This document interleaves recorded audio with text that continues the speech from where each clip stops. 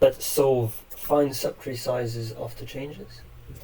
And so if you've read the exercise, there's two steps. The first step we need to do is to change the tree, to change some edges. And the way it works is, for all the nodes, we want to put an edge, replace their existing edge with their parent, with an edge from the node to the closest ancestor that has the same character. For example, the node 3, we remove this edge from 3 to 1, and we add an edge between 3 and the closest ancestor that has the same character, so an A. So we have an edge between 3 and 0.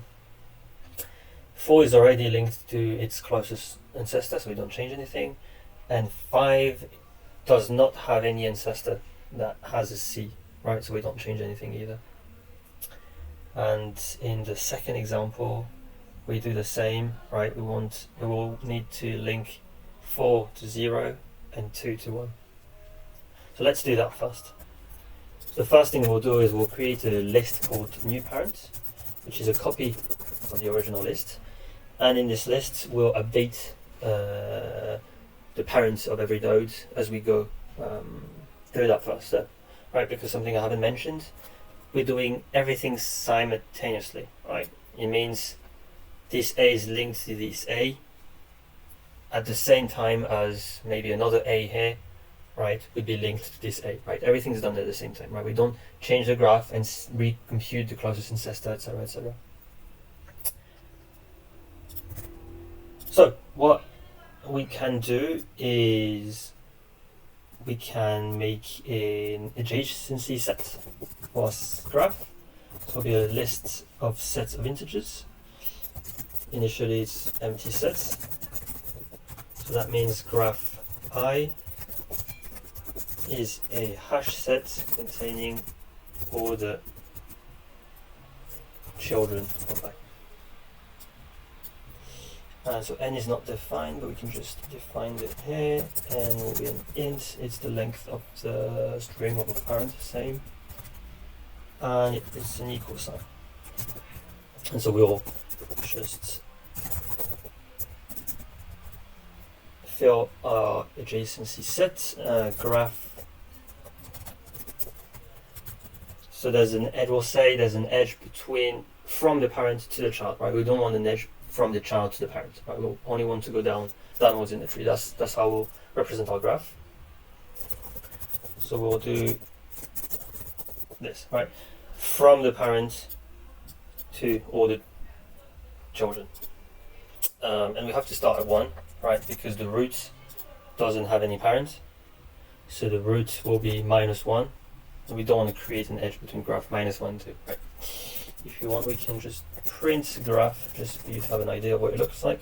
So for example, for this first graph, right, we'll get 1, 2, because the first node has 2 children, 1 and 2.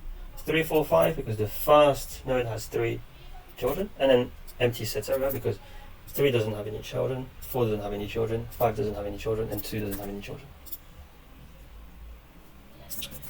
And then we want to traverse the tree, and we'll do this in a DFS manner. So we'll start at 0, go to 1, go to 3, update, go to 4, don't do anything, see, nothing. And as we're going downwards, right, we want to keep track of where the closest ancestor is, right? So we'll make a list called closest ancestor, and we'll simply make a list of 26 minus 1, right? And the idea is closest ancestor of the character minus the ASCII code of A will be closest ancestor, will be the node number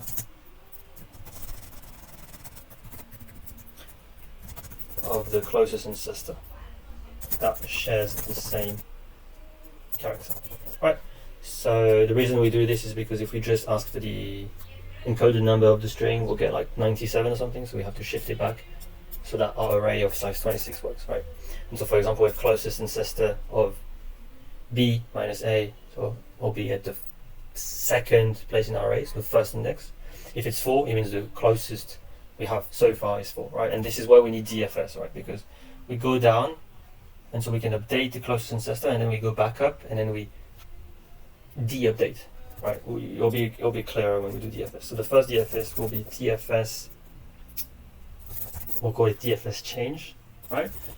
And I'll take a node, right? And we'll just call it from 0. Sorry, mistake. First is the base case, and the base case is if there is no children, right? So if length of graph node equals 0, then we don't do anything, right? Because if it doesn't have any children, we don't do anything. But before this base case, right, we need to check if we need to replace the edge, right? So actually check if we should change the edge, right? And so for example, here we will have closest ancestor of the letter A will be 0, right? So we'll change the parent of 3 from 1 to 0, right? So we'll do new parent equals closest ancestor of the letter which is at the position node minus A, right? It's just to shift back, right? And this is new parent of nodes, right? You have to be careful. We can't do this if there's no closest ancestor, right? C doesn't have the closest ancestor, right? And by default it's -1, and we don't want to change it to -1, right? It's terrible. So the thing is, before this, we just check if this is not -1, then we update. Right, just to make sure. The closest ancestor of A here will be 0, closest ancestor of 4 here will be 1, so all good. You'll erase the edge and replace it with the same, so all good. And here, because there's no closest ancestor of C, right, just not change anything. So we have our base case, and then we traverse the graph, right? And so that's the hardest part, because we have to update closest ancestor very carefully. So we'll iterate through our children from node, and before traversing this, we'll update closest ancestor, right? We'll say, imagine I just arrived at B, right? Initially, the closest ancestor at position 1 in my array was -1 because I had not seen any Bs, right? But I want to say now the closest ancestor is 1, right? So every time I arrive on a node, right, this node will be the closest ancestor for that letter for all its children, right? So I'll just say closest ancestor odd S node minus odd A equals S, or equals node, right? So the closest ancestor of B, right, when we're here, will be 1. But the thing is, when we will backtrack back to A, we don't want this to be kept as 1, right? And the idea is that we want to store what was previously the closest ancestor, right? In this case, -1. And after we traverse this, right, we'll put back what originally was there, right? We explore the subtree here from B, and then when we're done with this, right, we'll go to the other subtree, and so we want to put what was originally there. So we'll do odd closest ancestor equals what was there before, and after a loop, we'll just put back the old closest ancestor, right? And then we can just call DFS change on a chart. And so this should change parents, so we can print the parent and new parent and see the changes for the first graph, right? For the first graph, there's only one node that changes, 0, 1, 2, 3. Only the third node changes, and instead of having ancestor 1, it has ancestor 0. So we can check the third node, this one, instead of having ancestor 1, it has ancestor 0. So all good. But the problem is, now we don't want the new parent, right? We want the sizes of the subtree rooted at node I in the final tree, right? So that's our step number 2. So the first thing we'll do is we'll remake an adjacency set, and we'll do graph I, and everything the same. Instead, I'll just use new parent, right? And have my new graph. Again, we can print this new graph. I'll print before and after, so you can see the changes. Initially, 0 had only 2 children. 0 had only 2 children, and now 0 has 3 children. 1, 2, and the new 3. And of course, 1 had 3 children, and now 1 only has 2 children. So let's remove those prints. And now we want to compute the subtree sizes, right? And we'll do the same. We'll do again DFS, right? Because the size of the subtree rooted at 0 is the size of the subtree rooted at 1 plus the size of the subtree rooted at 2. So if we compute this and this, then we have this, right? Obviously, we don't want to do things multiple times, right? So we have to be careful that our solution stays linear, right? Because n can be up to 10 to the power 5, n is the number of nodes, so we can't have anything quadratic. So we'll call this function df size, right? Similarly, or take an integer, but it will return something, right? The first DFS didn't return anything because it was just modifying new parent. This one will return something, an integer, which is the size of the subtree, right? And what is our base case? Well, our base case is if length of graph node is 0, meaning, it's a leaf, right? Then the size is 1. So we should return 1. If it's not a leaf, like 0, we should return the sum of the sizes of all its children. Else, for child in graph node, return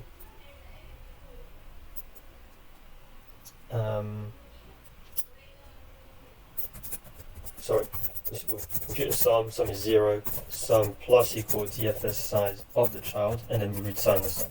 Right, makes sense. The only problem here is if I call DFS size 0, I will only get 1, 2, 3, 4, 5, 6, right? But then I have to call DFS size on 1, and I would recompute everything here in this subtree, right? Those 4 nodes will be visited twice, and this won't be good, right? This won't be a linear complexity. So what we can do is say, well, when I computed the children of 0, I needed the children of 1. The size of 0, I needed the size of 1, so I can just cache the size of 1. And we can just use memoization, right? There's loads of ways of doing it, but I'll just do it the standard way. And now the base case is actually the memo case, is if node in memoization, right? Just return memoization. No, that's bigger of 1 because it's a hash map. And here before returning, we'll just say memoization node equals sum. And now when we do DFS size 0, it'll compute everything and it'll store loads of things here, and so all the subsequent calls will be big of 1. So then I can say return DFS I for I in range n. Hopefully this should work. Get a mistake. So what did we do wrong? Yes, I see. The sum is the sum of all the subtrees, right? For example, the size of 1 is 1 because the size of 3 plus 1, the size of 4 plus 1, the size of 5. But you should also add 1 because the size of the subtree rooted at 1 is 4, not 3, right? Because this counts 2. So I just return sum plus 1, right? And I need to cache it well as well. And so everything works, and we can submit. Complexity is big of n, right? Because we have as many, or almost as many nodes as edges in the tree, and our DFS are just v plus e, right? So big of n, and here we're using memoization to avoid having our complexity brought. And we can submit. It should be working.